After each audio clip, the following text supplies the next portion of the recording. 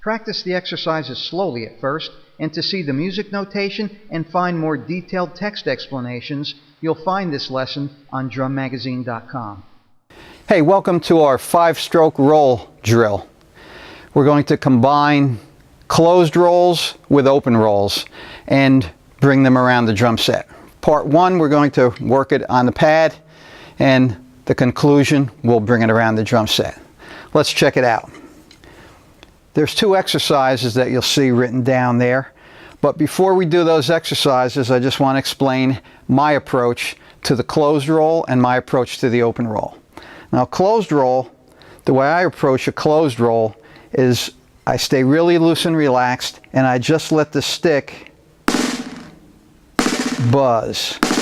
And when you practice this, you can let the buzz drag out as long as possible. Even if it doesn't sound the greatest, that's not the end game yet. Okay, this is just the beginning. So try to get as many bounces as you can. And then what you want to do is, when you throw the first bounce, try to catch the next bounce with the other hand before the first bounce, the initial bounce, ends. So it's like this.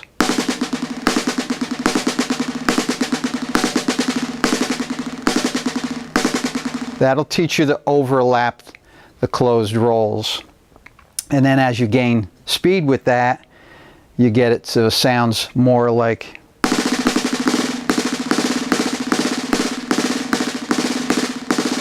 and as you get faster with it,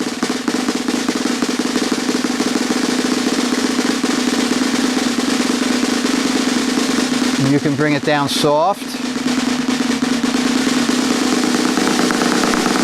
Bring it up loud. And that's my approach to the closed roll. Everything stays nice and loose and relaxed. The problem that I see a lot of drummers have when they do closed rolls especially, they crush it. And they squeeze the heck out of the sticks, and that causes tension everywhere. Okay, so you want to avoid that. All right, now the open roll, same deal. The open roll, the motion of the hands on the open roll is like this. I'm doing a wrist stroke for every other note on my closed roll. So for example, I have right, right, left, left, right, right, left, left, which is a closed roll, but I'm only doing one wrist motion. Right, right, left, left, right, right, left, left, right, right, left, left, right, right, left, left. That second stroke happens with a finger. So it's wrist, and then I add the finger to get the second part of the closed roll. But look at my hand motion. Look at the motion of my wrists.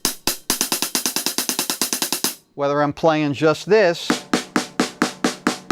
or the actual closed roll, open roll, the motion of my wrists stay exactly the same. I'm not doing 2 wrist strokes. This would be 2 wrist strokes. That's no good, because when you try to play it faster, like up here, you'll never get up there if you're playing all wrist strokes. Okay, so it's a wrist and a finger. Okay, so that's my approach anyway to the open roll and the closed roll. So check it out if you're not familiar with that method. Okay, now let's take a look at exercise 1, and we'll play it, like I said, this time we're going to play it on a single surface, right? Here's exercise 1.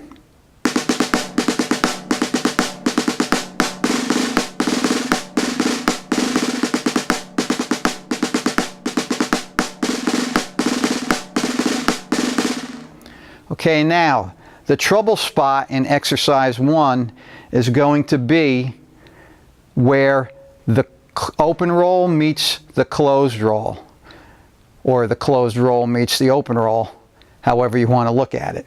Okay, so here it is again. I'll stop where you're probably going to have trouble with it.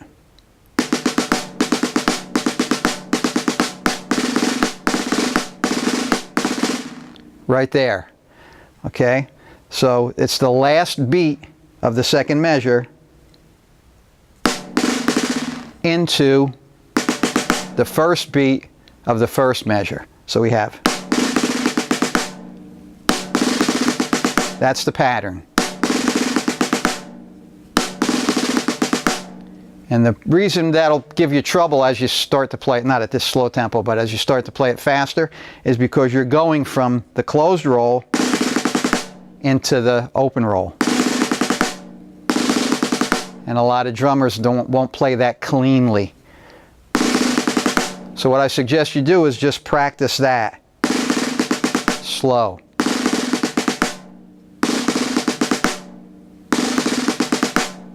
Okay, and then work it up.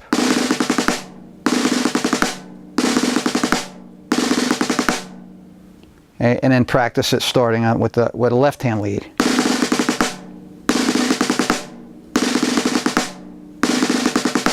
Until you can play that cleanly. Then once you can play that really clean, you'll be able to play the entire exercise up to whatever speed you're capable of, and it'll still remain clean. That's the first exercise played slowly. And when you work it up, it should sound something like this. And you could add feet to it if you want. You add bass drum on all four, hi-hat on 2 and 4. I'll do both.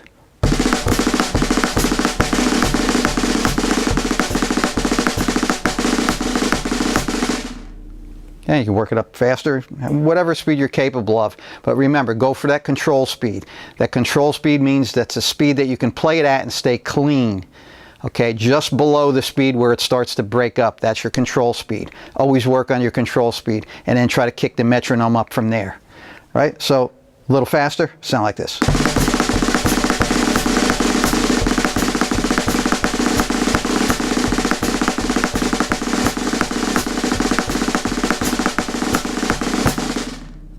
Okay, just remember that treble spot, work on that treble spot first, okay? That's exercise 1. Let's check out exercise 2, again played slowly first.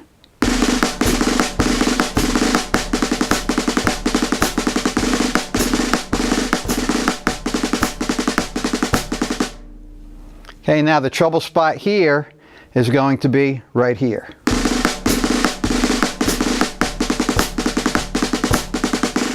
Right there.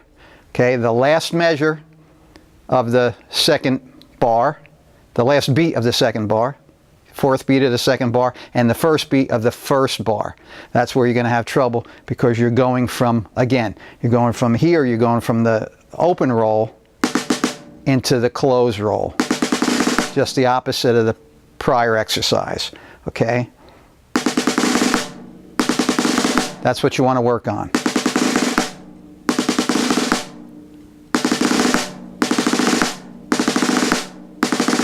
And work on it on both sides. Right hand lead, left hand lead. Until you can get that cleanly.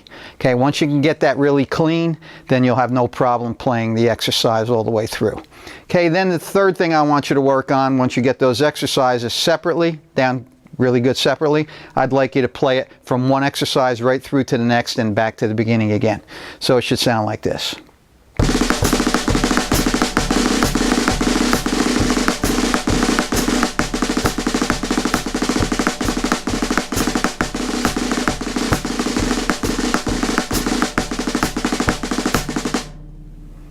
Okay, so that's the little drill we have worked out for the 5-stroke roll, and you can work on open and also work on closed.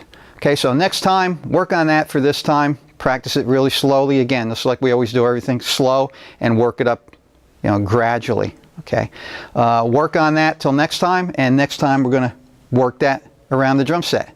Okay, so till next time, stay loose and have fun.